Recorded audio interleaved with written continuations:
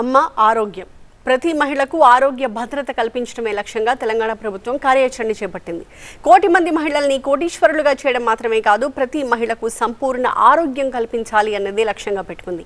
అందరికీ మెరుగైన వైద్యం అందేలాగా digital health profile, health screening కార్యక్రమాలను నిర్వహిస్తోంది తెలంగాణ వైద్య ఆరోగ్య శాఖ.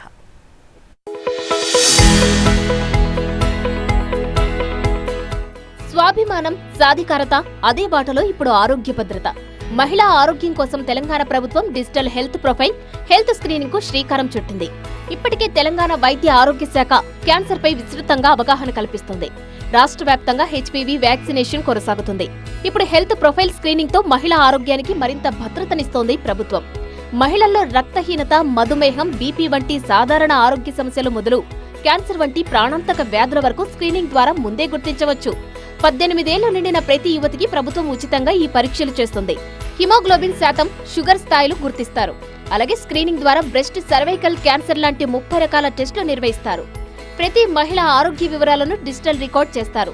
ప్రత్యేక ఐడితో హెల్త్ ప్రొఫైల్ క్రియేట్ చేయబడుతుంది. డిజిటల్ హెల్త్ కార్డును అందిస్తారు. వీటి ద్వారా వివిధ రకాల వైద్య పరీక్షలు నిర్వహించడమే కాకుండా వెంటనే టెస్ట్ రిపోర్ట్లను తెలుసుకోవచ్చు. అంతేకాదు, సంబంధిత మెడికల్ టీమ్స్ రెగ్యులర్ గా ఫాలో అప్ చేస్తూ సలహాలు, సూచనలు ఇస్తారు. అంతర్జాతీయ మహిళా దినోత్సవం సందర్భంగా ఈ నెల 8 నుంచి స్క్రీనింగ్ టెస్టులు ప్రారంభమయ్యాయి. 3 దశల్లో సుమారు 46 లక్షల మంది మహిళలకు వైద్య పరీక్షలు నిర్వహించనున్నారు.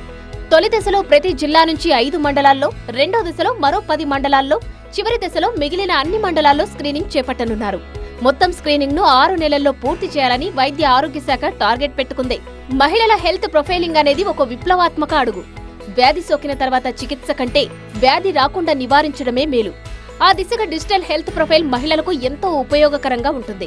గ్రామాల్లో ఆశా కార్యకర్తల నుంచి నగరాల్లోనే బస్తీ దవాఖానాల వరకు ఈ స్క్రీనింగ్ కార్యక్రమం కొనసాగుతుంది.